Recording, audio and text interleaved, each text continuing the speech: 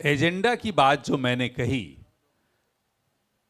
जो पिछले 50 वर्षों में 60 वर्षों में साहित्य रचा जा रहा है, तो ये एजेंडा पाठकों का एजेंडा नहीं था, देश का एजेंडा नहीं था। वो एजेंडा कुछ खास लोगों का था जिसने उसे कहीं और ले जाने के लिए हमारे मस्तिष्क को बदलने की कोशिश की। जैसा आजकल कुछ मीडिया पर भी इस तरह का कई सवाल खड़े होते हैं।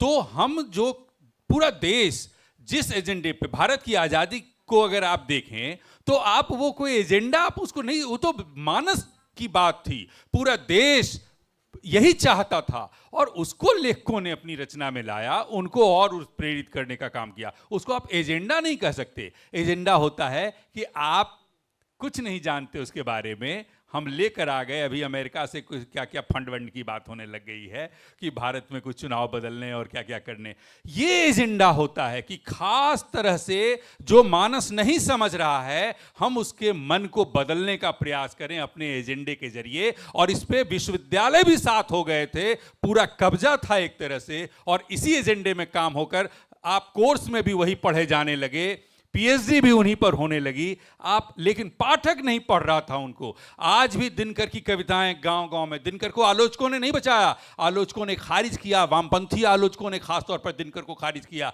बाद में आप वामपंथी आलोचकों ने जब देखा कि वो हार गए तो दिनकर पर बड़ी बड़ी आलोचना की किताबें आने लग गई। लेकिन क्यों जिंदा रह गए दिनकर? क्योंकि पाठकों की मन स्थिति की बातें थी उनके मन में। उनकी 4 पंक्तियां मैं बताता हूं, आप उससे समझिए।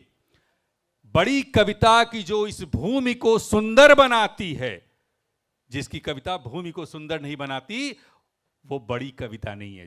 बड़ी कविता की जो इस भूमि को सुंदर बनाती है, बड़ा वह ज्ञान जिससे व्यर्थ की चिंता नहीं होती, बड़ा वह आदमी जो जिंदगी भर काम करता है, पुरस्कार और किसी एजेंडे के लिए काम नहीं करता।